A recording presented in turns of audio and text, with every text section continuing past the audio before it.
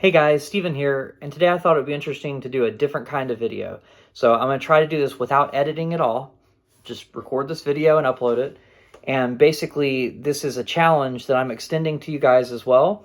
I want to get better at sight reading. So what I've been doing the last few days is I've just been pulling a book or two that I have that has bass sheet music. So this has like walking lines and stuff in it. This is The Evolving Bassist by Rufus Reid. And basically he teaches you how to do walking lines, but then he has a lot of examples in here and then he talks about them after. So I'm just going to use this as reading practice, which I've done in the past, because I want to work on the notes today versus working on rhythm as much. So these are all quarter notes, but there are some interesting position shifts and some interesting playing challenges within the notes, just with all the accidentals and all the different things that he's doing there. So that's my goal, is to kind of play through this. And I think I'm going to start at 80 beats per minute because I tried to do 100 on an exercise before. I actually tried to record this video a minute ago, but my phone filled up. And I'm going to use a different line because of that. So I'm going to set this to 80, knowing kind of my limitations now. And I'm going to try to play through this. And then I'm going to talk about strategies where I'm going to play through it again, but I'm going to limit some areas on the bass. So I want to talk about how I'm practicing reading, and we'll go into more depth with that. And if you want to join this challenge, basically, it doesn't have to be reading music. It could be learning a song a day. It could be just playing U-bass 7 days in a row. But I'm going to do this for the next 7 days with my particular challenge. And I want you to comment below in the comment section. Just let me know what you're working on and what you did for the day. So we're just going to try to do a week-long challenge with whatever you're working on, all right? Or whatever you want to get better at. But if it's reading music, you can kind of follow along with me and try doing some of these exercises with stuff that you're reading. Okay. That being said, I'm going to set this up here, and I'm just going to try to play through it. So hold on while I scoot you guys over. Scooch. All right, and real quick, I just want to let y'all know Melanie's over here. She's joining us. She's just trying to sleep through it, though. Okay. All right. So this is a 2-pager, so I'm going to have to scoot the phone over a little. So hopefully I can still get a good angle with that. All right, here we go. While still being able to read the thing. Okay, so here is my tempo. I'm using the laptop since I'm recording with the phone.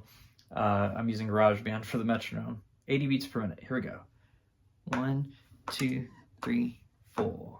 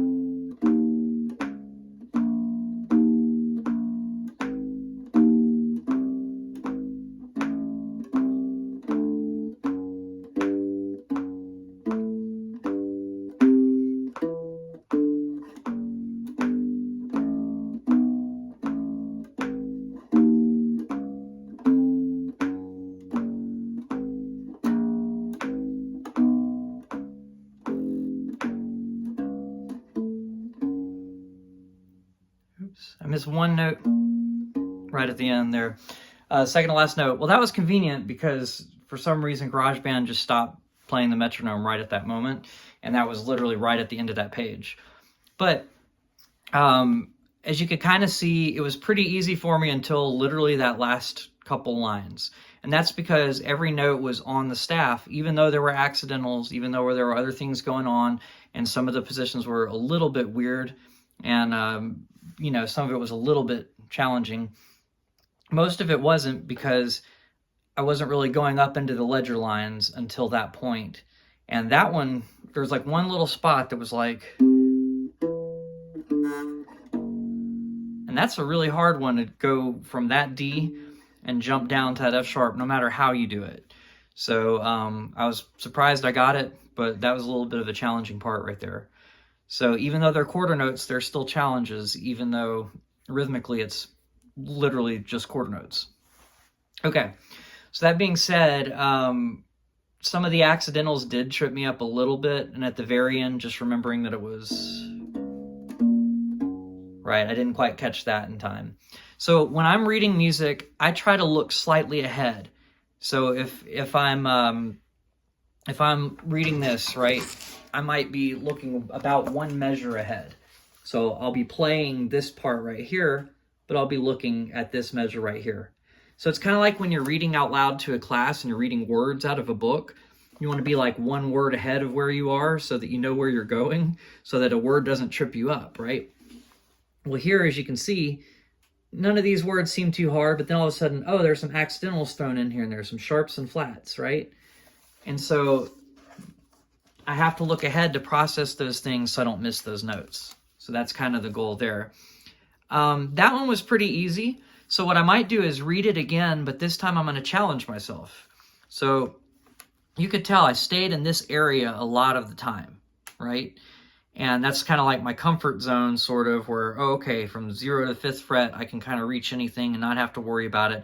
Oh, and then there's some ledger line stuff, so I'll go up here, but then immediately jump back down here and be comfortable. Well, if I wanted to challenge myself, I could take away this part of the neck and play the notes that I was playing here in one of these other places. Because basically there are several ways to play the same note, up to 4, depending on what note you're talking about. So if I said now, oh, I don't want to use the open G string anymore, I can only use the 5th fret G string or the 10th fret G string, or sorry, 10th fret D string, if that's a G note, or the, that was the, anyway, 5th fret D string or the 10th fret A string. Those are all G notes. And they're all the same G. They're all the first note of this passage. Do you see that? That's a G right there. The top space of the bass clef. A, C, E, G. All cows eat grass. So that space right there is a G. But there are 4 ways to play that note on the bass. So if I eliminate the open string and I say, okay, I'm also going to eliminate every note basically up until the 4th fret. So that means I'm pretending that none of this exists unless it's the only way to play the note, which would be the notes on the E string. So that means on the E string, I can play the E, the F, F sharp, G, G sharp, A, that way. But everything else, I have to stay on the E string to get these notes, right? And then move up to the A string to get the notes that would be on the D string down here, right? And the advantage to being able to do this is then when those ledger lines come out, I'm already ready to play and I'm not having to shift up right then. So I'm going to try to play through this again. I might keep it at 80 because I think that's a good challenge. It didn't seem like it was too crazy here. So y'all are going to see me probably struggle a little bit since it's at 80 and I'm trying to do this a totally different way. So bear with me and just notice that the only time that I'm going to go down to that first position is when I'm playing notes on the E string. And that's going to be my goal. Now, will I succeed? Will I have to break the rule to keep going on the line? Hopefully not. We'll see. Okay, I got to start it over because it's not playing the metronome. Here we go. Here we go. 1, 2, 3, 4.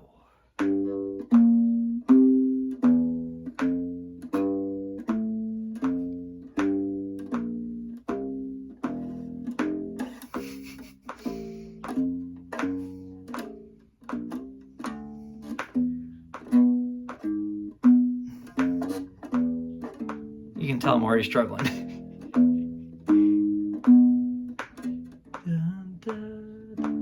Yep, I had to cheat.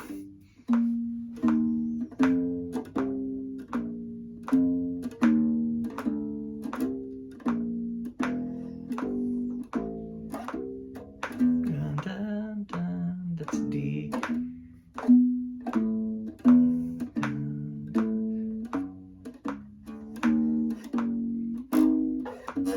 All right, I'm gonna give up right there. This is definitely too fast for me to do this. So you can tell I'm struggling a lot more because I don't have these comfort notes, this comfort zone down here. So I'm not even sure if I could do this at 60 because it jumps around a good bit. And some of those jumps were like, there was a part where it went from, I want to say it was down low somewhere, but it went from an F to a C. And if I had been able to use these notes, I could have gone from that F to this C 3rd fret A string. But since I don't have the 3rd fret A string, see, the only other way to play that is the 8th fret on the E string. So it's going to help me do these longer shifts in different places than I'm used to, but it'll take away some of the shifts later on that I'm worrying about. But yeah, sometimes when I get lost, I can't really find my way back and I'll lose my bearings. So I'm going to try to go slow enough to where that doesn't happen. We're going to try it at, I think 60 should be slow enough. We'll see.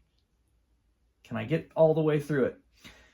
But you can try these things in your practice as well. So I'm going to try this one more time, and then that'll be it for this. So this will be the final thing of the day. Here we go. 2, 3, 4.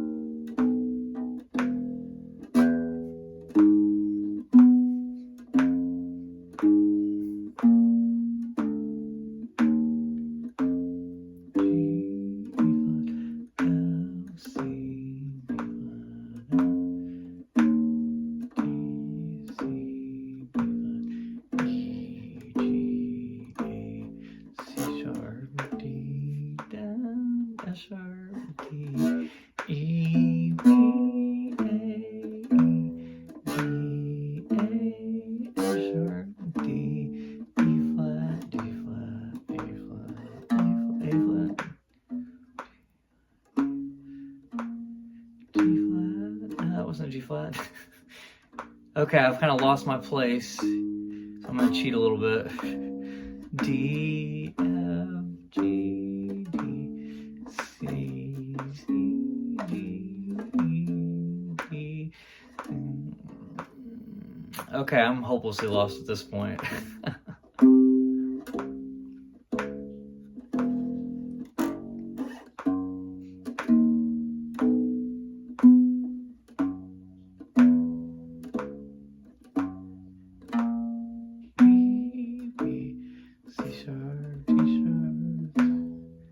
Oh, that's not right. F, C, B flat, B flat, A. Trying to stick with it even though.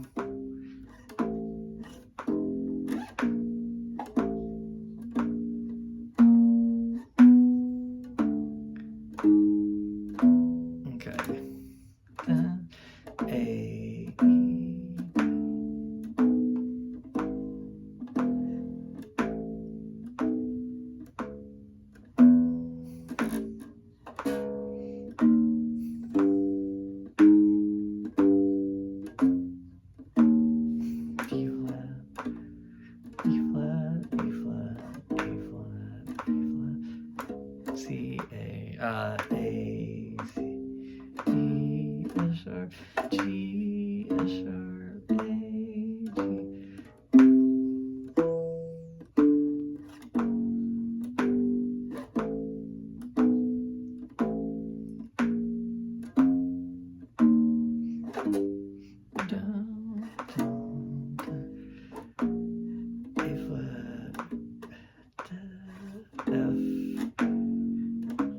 All right, I definitely cheated to the end. Okay. So I tried to stick with it. As you can see, I probably got like 50% of it right. So I've got a lot of work to do on this. It'll help my playing get better because obviously, like a lot of players, I have a gap here that's just hard to be comfortable in. So I feel like if I practice in that space rather than in my comfort spot down here, that I will be able to get better. So stick with me for the challenge. I'll probably do more out of this book tomorrow and do it the same way. And let me know how the challenge is going for you in the comments below and what you're working on. I'd love to hear about it. All right, thank y'all so much. I'll see y'all tomorrow.